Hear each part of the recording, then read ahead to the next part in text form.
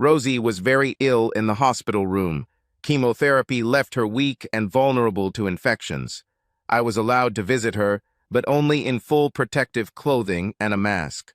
Rosie caught a cold, and the consultant oncologist insisted that Rosie remain in quarantine until she recovered. It was Tuesday afternoon. I managed to complete all my work. My boss, John, was a real gem. He lost his wife to cancer a few years ago and knew what we were going through. He gave me a lot of concessions so that I could be close to Rosie. I arrived at the Hamilton ward and spoke to the head nurse, who told me, "Rosie is feeling a little better today.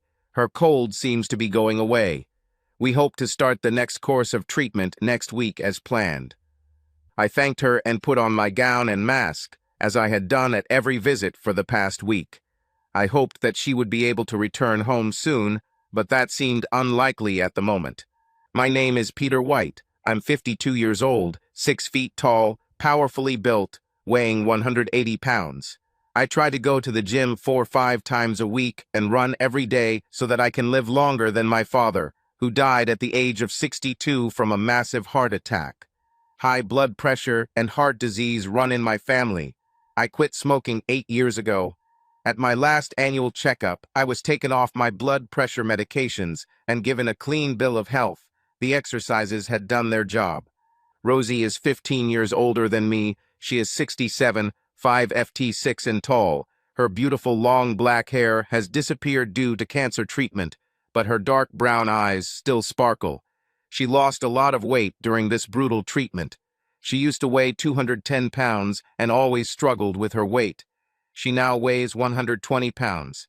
This disease has reduced her weight below her desired weight. Life can be so cruel. Rosie and I met at a local nightclub on a Wednesday night for a 60s, 70s, and 80s party. Locals call it Granny Night.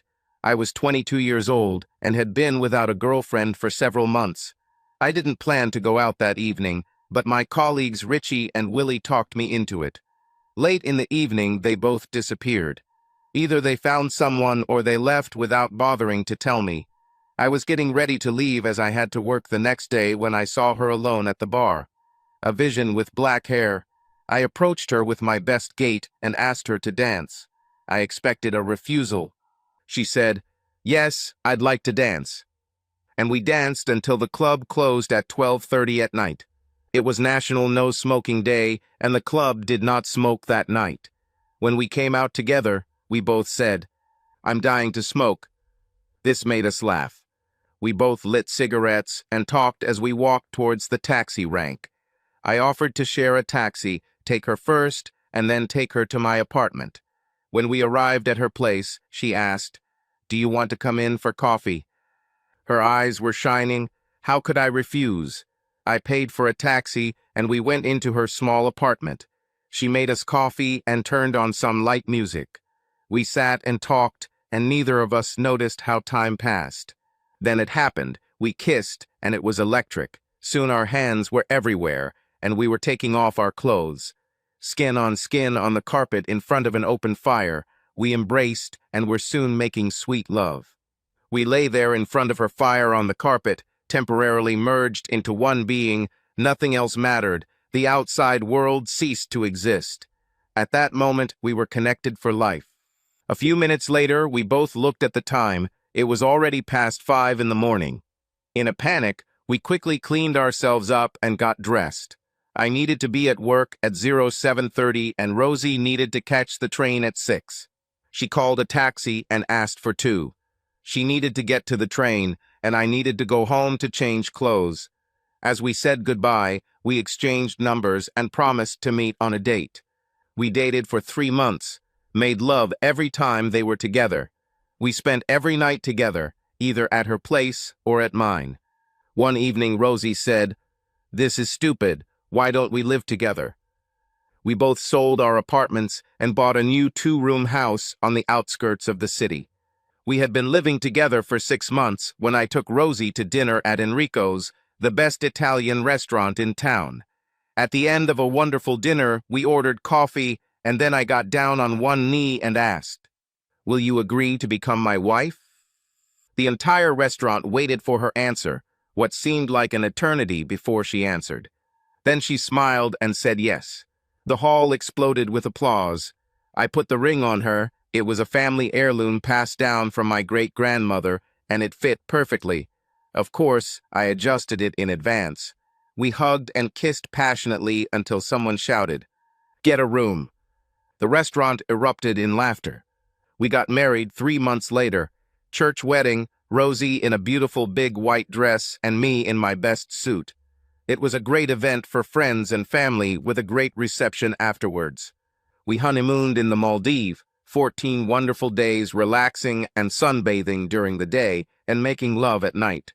9 months later, we were blessed with a daughter, Elizabeth Rose. Our little family went on as usual. We had the usual problems like any family, stupid quarrels over insignificant things. We had a real crisis 12 years ago. Rosie became withdrawn and depressed. Our sex life suffered greatly. To be honest, she was never the same. It was so bad that I started making plans for divorce. But when I thought about Lizzie, who was just a teenager, how do you explain to a 13-year-old girl that the two most important people in her life no longer love each other? I decided to stay and hope that Rosie would be with me again. Rosie started to come out of it after a few months, but I never felt like we were as connected again as before. We celebrated our silver anniversary a week before the devastating diagnosis of aggressive lymphoma. Rose found some lumps in her armpit and went to see her GP, which wasn't easy with the NHS, but she got an emergency appointment. Within a few days, she was referred to a specialist. He was optimistic that it was discovered in time. He started chemotherapy 2 weeks later. Rosie underwent 3 rounds of chemotherapy, and with her immune system weakened, she caught a cold which landed her in hospital. She was depressed. I visited Rosie every day, and this time she looked a little better. As far as possible after severe cancer treatment and in the last stages of a runny nose. She looked at me with her big brown eyes and said, "Peter, we need to talk." I swallowed, fearing the worst. I need to get this off my chest and make peace in case I can't beat this. I don't know if I'll survive, and there's something you deserve to know. My heart was pounding and my stomach was in knots.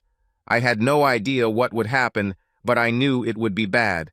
She continued, "Please let me finish before you react." I reluctantly agreed. And then what she said to me made my world move away from me. She said, "I need to confess. I cheated on you, and I can't take that with me to death. I need to confess my sin." I didn't have a chance to react. Okay, whether we beat cancer or not, we both accepted it. Never in my worst nightmare did I expect my significant other to break my heart too. I put together the answer. Why, who, and when? Tears streamed down my face. I felt my lunch trying to leave me, and my blood pressure was rising dangerously. I ran out of the room to the toilet opposite and emptied my stomach. I took a few minutes to compose myself before returning to Rosie. I felt a new emotion rise, and it was anger. I let her do it. "Why did you do this to me?" She timidly replied, "I'm really sorry. I just wanted to try something exciting and new. I never meant to hurt you." "What?" I exclaimed. "Damn it, Rosie. Neither of us were virgins when we met. That's just bullshit." I was overcome with rage, and I barked. "So when did this happen, and with whom?" She didn't say anything, so I asked again, louder this time. The nurse came and told me to either calm down or leave. I apologized and lowered my voice. I asked again, "When did this happen, and with whom?" She was crying, and I could see that Rosie didn't want to tell me. I asked again, "When and with whom?" I looked at her and growled, "Now." Through her sobs, she managed to quietly say, "Mike Smythe, 12 years ago." Through clenched teeth, I simply said, "I'll kill him," and I got up and left. I threw the robe and mask on the floor and ran to the car. I sat in the car and just cried for probably about an hour. My cell phone rang several times, each time Rosie called, and each time I just canceled the call, and then the messages came. "I'm really sorry. Please forgive me. Please come back. I need you. I need to explain." I ignored them all and drove the broken man home. I could not believe it. Fucking Mike Smythe, her former boss at C-Tech UK Limited, is our supposed friend. I immediately decided that he would get a slap. I thought he and Sarah, his wife, were our friends. I needed to hurt him. I needed revenge, but not tonight. If I had acted, I would have immediately found myself in a cell awaiting trial on murder charges. The next morning I called work and asked for the rest of the week off for personal reasons. My boss John said, "Take your time." He must have assumed that Rosie had made a turn. I thanked him and told him I would be back on Monday. What the hell was I going to do? My significant other and lover dropped a bomb on me. She broke my heart. I needed to confront Mike. I thought about going to his office, but then I remembered that he had changed jobs a few years ago, and I didn't know where or if he still worked. So I went to his house. When I arrived, there was no one at home. I sat in the car and waited. At 15:30, Sarah returned home. She saw my car and came over. Sarah was a gorgeous woman my age, blonde with a beautiful face and big blue eyes, taller than Rosie, with a beautiful figure and long legs. We hadn't seen each other for several years. She immediately recognized me and invited me in. She saw that I was upset and angry. She asked, "What brings you here, Pete?" "It just came out without warning. Did you know Mike slept with Rosie?" Sarah looked stunned, but once she collected herself, she nodded and said, "Yes, sorry, Pete. I told Sarah that Rosie has cancer, and she told me yesterday that she cheated on me with Mike." Sarah sat down next to me, hugged me, and said, "I don't think she told you the whole story, Pete." She hugged me again. I just felt angry and confused. Just as Sarah was about to tell me, my cell phone rang. It was Rosie. She was crying and begging me to come in and see her. I just said, "No, not today. You hurt me too much. I can't see you, not today." As I ended the call, I heard Rosie sob. I put my phone on silent mode. I pulled myself together and said, "Okay, Sarah, tell me what I don't know." "Remember the burn dinner we had here about 12 years ago?" she said. I nodded yes. I remembered. "Well, that night you went out to party with a couple of other guests while Mike and I were chatting with Rosie. She told us that you two were talking about swapping partners." "Wow, Sarah," I said. "She told you about the fantastic conversation we had one night in bed after making love." "I'm so sorry, Pete," Sarah said. "Rosie knew Mike and I had done it before, and she said you and she were ready for it. She was going to tell you that Mike and I were up for it too." Sarah continued, "We planned for you both to come over next Saturday. Mike will have Rosie and I will have you.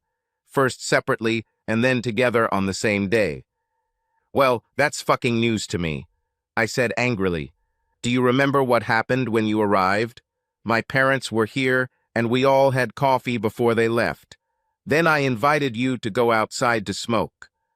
"Yes, I remember you tried to kiss me," I answered. Sarah continued, "I was going to take you to a little house in the garden and we were going to make love.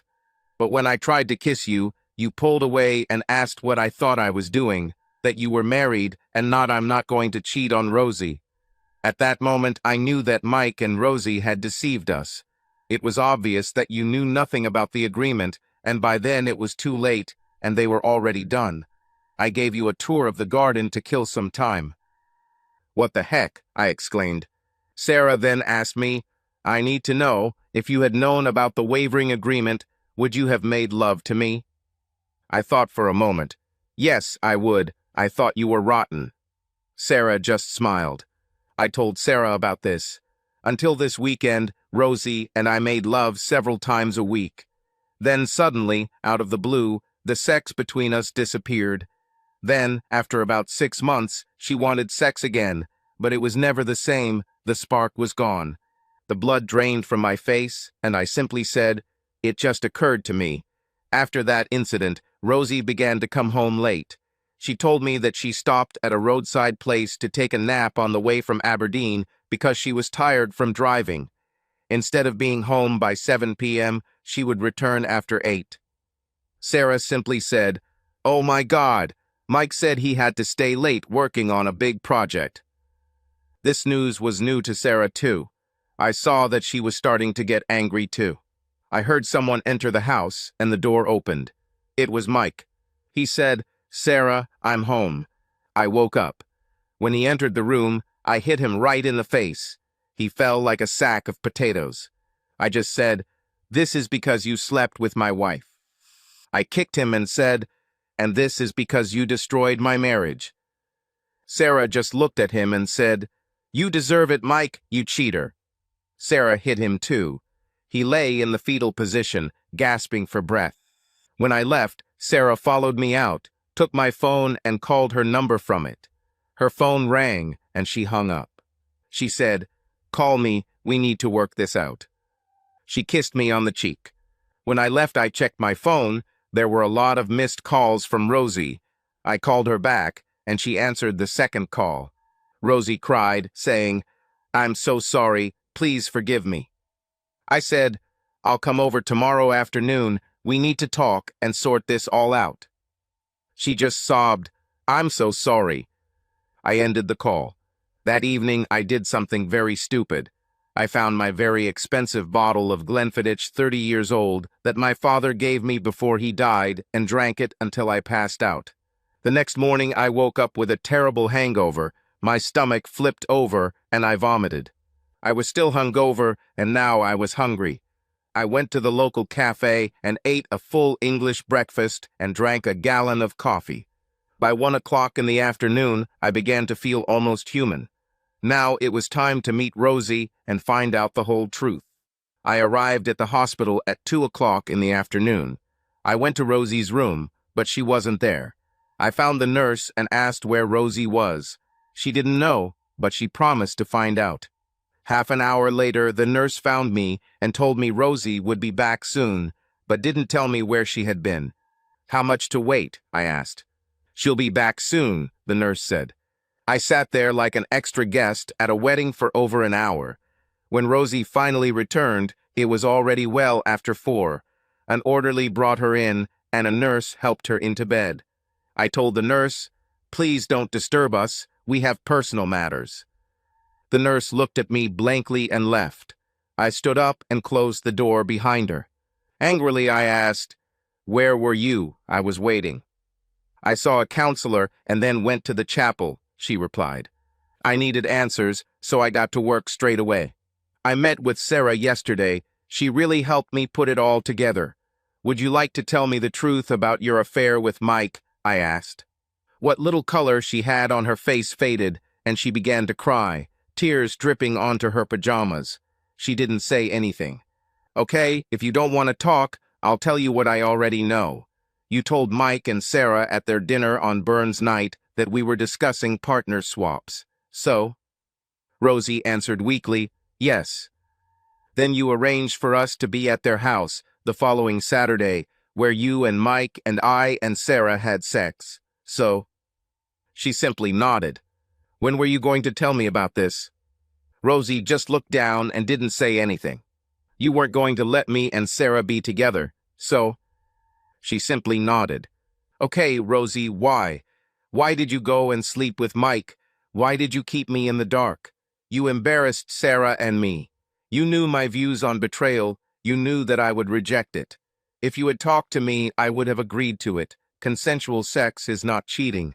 Going behind my back is treason." Finally, Rosie spoke. "Sorry, Pete. Mike charmed me. I just wanted him." "Did you continue to have it after that day?" I asked, desperately trying to restrain myself. "No, I swear," she said. I just screamed, "You liar, you fucking bitch. You slept with him for at least 3 months after that." "How do I know this? I will tell you. You came home late almost every night, using the lame excuse that you needed to take a nap on the way from Aberdeen. You gave me pathetic sex on the weekends, lying there like a cold fish, and the other nights you just rolled over and said you were tired. And this continued until your contract with C-Tech ended. It's funny that Sarah said that Mike was supposedly working late on a big project at the same time. So now tell me the truth." Rosie said, "I'm so sorry it got out of hand. It was only supposed to be one time, but after that we kept seeing each other after work until we got caught in his office. That's when I was fired. Why involve Sarah and me? I was going to ask you if you wanted to try a swap with Mike and Sarah, but then I couldn't bear the thought of you being with another woman. When we arrived, they thought everything was fine. So Sarah took you outside, thinking you were in the know and you would have sex with her while Mike was with me. I stopped her. Wait, Rosie, I really don't know what to do next. I'm so angry and confused. You took what you wanted, but you deprived me and Sarah of it, and then you deprived me of all tenderness for months after that, and let's be honest, nothing has changed between us since then. You said the other day that you wanted something new and exciting. What the hell do you think we were trying to do in those months leading up to this? By this point, I was beside myself with anger and could hardly contain myself. I didn't want to make a scene in the hospital. Angrily, I said, I need to leave, I need to think, I need to decide what to do. Don't mess with me. As I left, my anger got the better of me. I just turned to her and screamed, bitch. I saw her cry. I didn't mean to be cruel. Poor Rosie was fighting the worst of illnesses, but I was angry and broken. I slammed the door and left. The nurse looked at me with disgust. 2 days later, on Saturday, I received a call from the hospital saying Rosie was well enough to go home and asking me to come and pick her up. Now I had a problem. The woman I loved and hated at the same time, potentially terminally ill, could return home. I didn't want to be in the same room with her. I decided to be a man and reluctantly picked Rosie up and took her home. I was kind, did not say or do anything that could make the situation worse. I quietly told her how upset and heartbroken I was, and that I was going to stay at a local hotel for a few nights to figure out what to do next. I went to pack my things. She begged me to stay and talk, but I couldn't. My thoughts were in turmoil. I have never felt so many conflicting emotions at once. We both cried when I kissed her forehead and said, "Goodbye, I'll call you." And I left. On Monday, I went to work. To be honest, I was of little use. While I was trying to work, a plan matured in my head. I didn't want to hurt Rosie anymore. She was very sick and needed me. I couldn't forgive her, but I still loved her. What I really wanted was to get back at Mike. I left work at 4 o'clock, checked out of the hotel, and went home. Rosie was sleeping on the sofa when I arrived. I prepared 2 cups of tea and gently woke her up. "Rosie, we need to talk," I said. "Rosie, I still love you. I can't say I don't hate you at the moment. You broke my heart. I have made a decision." Her face darkened and she began to sob. "I don't want a divorce." "Wait," I said. "I want to get to the bottom of this. I still love you. You are still my wife and the mother of our daughter. I will not leave you to face this disease alone. We will try to live as normal, and I will try to find a way to forgive you." Rosie smiled, a smile I hadn't seen since the diagnosis. I said, "But there is one big but. I need to get revenge on Mike. This may hurt Rosie, but I want time with Sarah, and I want Mike to see this. I want him to suffer the same way I did. I hope you understand." Rosie kissed me and said, "I understand, my dear. I know that I hurt you, and I am very sorry for what I did then. It hurts knowing you have to do this, but I understand. But please, I don't want to know when you'll do it." I prepared a light dinner. Rosie wasn't very hungry, and to be honest, neither was I, but we both tried to eat a little. After dinner, I locked myself in the bathroom and called Sarah. I told her that we needed to discuss something and asked to meet the next evening. I spent the rest of the evening just holding Rosie. She was so weak and had 2 more rounds of chemotherapy to go through. When she fell asleep, I put her to bed and lay down next to her. I didn't sleep, just listened to Rosie breathe quietly until the morning alarm clock. How can you be angry at someone so sick and weak? The next evening, I met Sarah in the bar of the Imperial Hotel. I ordered us a drink and told her my plan. When I finished, she smiled and asked, "Are you sure you want to do this?" I didn't answer. I just kissed her as passionately and wildly as I could, and she responded in kind. Sarah later sent me a list of things she needed for our meeting. I went online and bought everything I needed. I ordered delivery to the office, not home. Life went on for the next couple of weeks. Rosie had another round of chemotherapy, and it really knocked her out of whack. I took time off to be with her.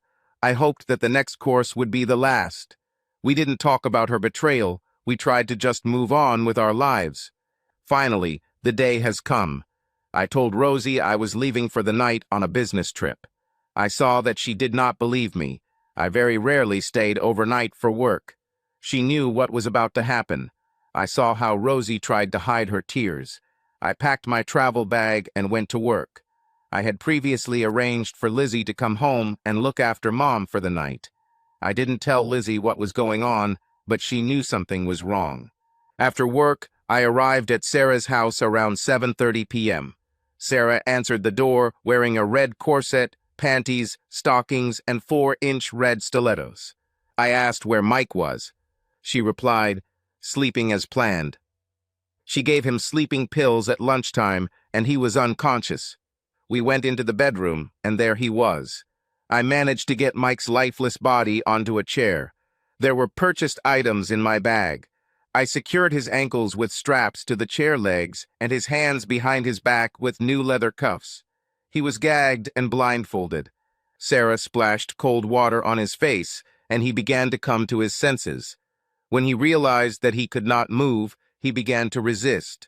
He tried to scream, but the gag got in the way. I removed the blindfold from his eyes, and Sarah stood in front of him holding a steel cage for his private part. This was serious equipment. There was horror in his eyes. She turned the key and locked it. Sarah emphasized that she hung the key on a gold chain around her neck. She looked him in the eye and said, "If you behave, maybe I'll free you someday." Sarah smiled and turned to me. She kissed me, a long, passionate kiss. Our tongues danced, exploring each other's mouths. We started having sex in front of Mike. I went to the bathroom and took a towel. I dried myself. She went to her bedside table and took out a dog collar and leash and handed them to me. I walked over to Mike, put the collar on him, and handed the leash to Sarah. She led him out of the room. I heard a door nearby open and close, and then the lock click. Sarah returned, and we showered together, scrubbing and cleaning each other. Sarah kissed me and asked, "Are you staying the night?" "Of course," I replied. She gave me a robe, and we went into the living room for a drink. I poured myself an exquisite single malt whiskey from Mike's expensive collection, and Sarah took a glass of red wine. She opened the box on the table and said, "Please help yourself." It contained fine Cuban cigars.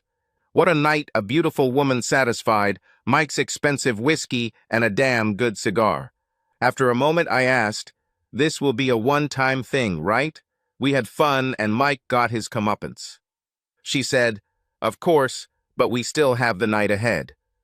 We chatted for a while, enjoying our drinks and cigars, until Sarah said, "Let's go to bed." We made love several more times that night. The next morning we had sex again. I took a shower later. I didn't want to smell like sex and Sarah when I got back to Rosie's house. It wouldn't be fair. Before leaving, I asked Sarah, "How long are you going to keep Mike in the cage?" She just smiled and didn't answer. We kissed for the last time and parted forever. Well, almost forever. I returned home that evening. Rosie was making pasta carbonara. Lizzie was still there, and I hugged them both. Rosie asked, "Did you have a good business trip?" I simply nodded and said, "Not bad." Then we sat down to dinner as a family for the first time in months. Rosie and I didn't mention Mike and Sarah again. 2 weeks later, Rosie had her final round of chemotherapy. He really freaked her out. 3 weeks passed before she felt well enough to return to normal life. 6 weeks after this course, I went with Rosie to the hospital for a checkup. The consultant, Mr. Peters, was very pleased and said the cancer had shrunk significantly. He said he wanted to see her in a month. Every day, Rosie grew stronger and became more like herself. We talked more and gradually became closer. At the next checkup, Mr. Peters beamed when he said the cancer was gone and Rosie was in remission. We both cried and hugged. He warned that the cancer might return, but hoped that if Rosie lived a healthy lifestyle and ate right, everything would be fine. After a few weeks, Rosie's hair began to grow, and she grew stronger every day. I suggested renewing our vows and going on a repeat honeymoon. Rosie kissed me more passionately than she had kissed me in a long time. That night we made loud, wild love. Our spark is back.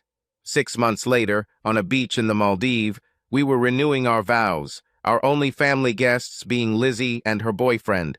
Those gathered were our new holiday friends. Before the ceremony began, I whispered in Rose's ear, "I love you. You are forgiven completely and forever."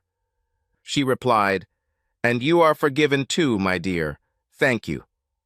That night we made love like we did on our honeymoon. A few weeks ago, I ran into Sarah and Mike again by chance. I was in a cafe on the way between jobs. I was working on my laptop in the corner when Sarah and Mike walked in. I looked up and there she was, smiling at me. I stood up and we greeted each other with a hug and a kiss on the cheek. She asked if she could sit and I nodded. She sat down and asked what I wanted to drink. "Medium latte with skim milk, please," I smiled. Sarah sent Mike to order coffee. We exchanged pleasantries until Mike returned with the drinks. He was about to sit down when Sarah told him to sit somewhere else. Mike hurried away like a scolded child. "Are you still keeping him in a cage?" I asked. "I found out about 2 other affairs since our last conversation, so he won't be released any time soon," she laughed. "How's Rosie doing?" asked Sarah. "She is doing well. Very good. Her hair grew back and she gained some weight. We're still going through 3-month checks, but so far so good," I replied. "I'm very happy," Sarah said. We chatted some more and finished our coffee before I left. Sarah and I hugged one last time. I knew this would be the last time. When I turned to leave, I saw that Mike wanted to say something, but I just walked past him to the door and left. Rosie and I, well, we're doing great. We're doing more together now than ever, and our love life is as good as ever. Subscribe to our channel so that your love doesn't cheat on you, and go ahead and listen to the next story, because this story is nothing compared to the next one. If you're under 18, don't even click to the next one.